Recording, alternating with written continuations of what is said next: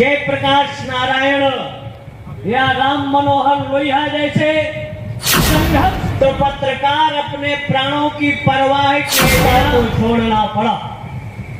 बहुत सी क्षेत्रों में चाहे नक्सली हो, चाहे आतंकवादी हो, माओवादी हो, उनकी गतिविधियों की स्टोरी बनाकर समाज और शासन को जागृत करना, बिना अपने प्राणों की परवाह किए कई ऐसी स्थितियों में सच्चाई लेखन करने पर अनेक तरह की धमकियां, अनेक तरह के कुठाराघात, जहां तक शहरी पत्रकारिता और ग्रामीण का आधार था, ग्रामीण वालों की नीजों को भी शहर वाले कभी कभी महत्व नहीं देते थे, छापते नहीं थे।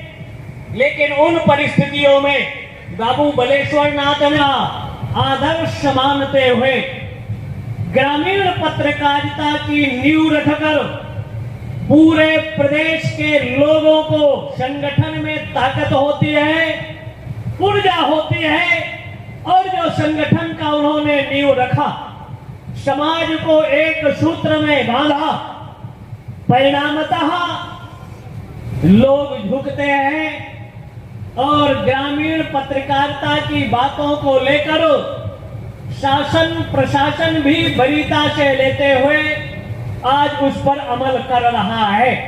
अगर ये ताकत और ऊर्जा किसी की है, ये आपके संगठन की ऊर्जा है। संघे शक्ति कलो युगे, कलयुग में संगठन और एकता की बल रहा है। ऐसी परिस्थितियों में कहीं कहीं आज भी भ्रष्टाचार अपनी अनंत ऊंचाइयों के साथ शीर्षस्थ पर पहुंचता है, प्रलोभनों का दौर चलता है। कहीं कहीं 1-2% ऐसे भी शहरी पत्रकार हैं कि फर्जी न्यूज भी छापते हैं। आज बात नहीं होती और उनके नाम से न्यूज छापकर झगड़ा लगाने का भी काम करते हैं। दो तरह की पत्रकारिता रही। अगर 14वें मनवंतर के 28वें तेता की पत्रकारिता हम ले लें तो अयोध्या की पत्रकारिता छपती है, जहां राम का राज्याभिषेक का प्रश्न होता है, प्रातः नहीं होता, राम का वनवास हो जाता है। ये भी एक पत्रकारिता थी। और दूसरा पत्रकारिता हमारे हनुमान जी महाराज थे 14वें मनवंतर के 28वें तेता में 1,79,70,000 वर्ष पूर्व सीता जहां लंका में अपने प्राणों को छोड़ना चाहती है, तो उन्होंने जो संवाद को वहां स्थापित किया, उनके प्राणों की रक्षा हो जाती है। और एक तरह से जो जागरण का काम हुआ, और एक तरह से राम कथा के वक्ता के रूप में भी राम के पूरे इतिहास का वर्णन वहां 1-2 लंका की राक्षसियां रही होंगी। लेकिन पत्रकारिता अकेले में, लेखनी में वो ताकत है, जो ताकत है कि 56-30 कार्बाइन 47 में नहीं है, तलवारों में नहीं है, बम में नहीं है, वो ताकत आपकी लेखनी में है। सामाजिक परिवर्तन, क्रांति का आधार आपकी लेखनी रही है। लेखनी के माध्यम से सत्ता का भी परिवर्तन अगर ले ले तो कभी चाणक्य ने चंद्रगुप्त मौर्य को तैयार करते हुए सत्ता को भी परिवर्तन को आधार बनाया था। फूस की झोपड़ी में रहने वाले कुशासन में बैठकर अपनी लेखनी के माध्यम से कुशासन को मिटाकर सुशासन की स्थापना का भी कार्य किया था। और ऐसी विषम परिस्थितियों में, हर युगों में, हर काल में ऐसे पत्रकारिता के रूप में नारद जी की भी गति होती है। चाहे वो देवलोक तक हो, 14 भुवनों का समाचारों का आदान प्रदान नारद जी के भी हुआ द्वारा होता रहा।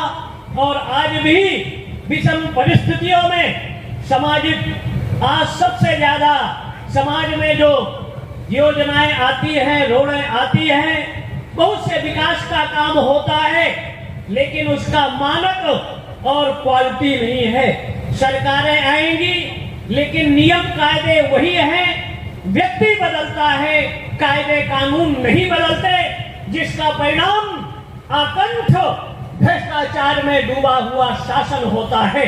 जब तक भारत से भ्रष्टाचार खत्म नहीं होता, पूर्ण शिक्षा से ओतप्रोत समाज नहीं होता, तो लेकिन कुछ विसंगतियां संवैधानिक हैं और उन विसंगतियों को दूर करने के लिए पत्रकारिताओं की एक पक्षपात रहित एक क्रांति की जरूरत है, जो लेखनी के माध्यम से सामाजिक परिवर्तन का आधार बनेगा।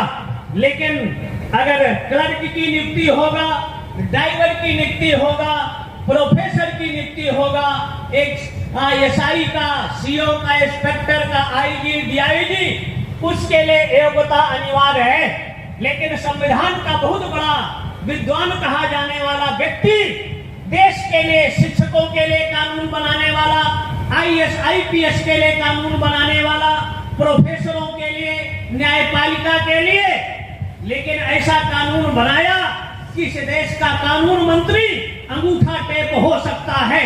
इस देश का जज सबके लिए योग्यता का आधार होता है, लेकिन कॉलोनियम सिस्टम से जजों का कोई मानक नहीं होता। इसलिए जजों के लिए भी योग्यता अनिवार्य होना चाहिए और माननीय लोगों के लिए भी योग्यता अनिवार्य होना चाहिए। जब योग्यता का क्रांति का संचार आप लोग करेंगे, तो जब योग्य शासक होगा तभी भ्रष्टाचार पर लगाम होगा। लेकिन देशद्रोही मानसिकता न्यायपालिका सजा देता है और जेलों में वीवीआईपी ट्रीटमेंट पाकर संवैधानिक कुछ ऐसी गड़बड़ियां हैं। व्यक्ति अगर अच्छा है लेकिन संविधान गड़बड़ है,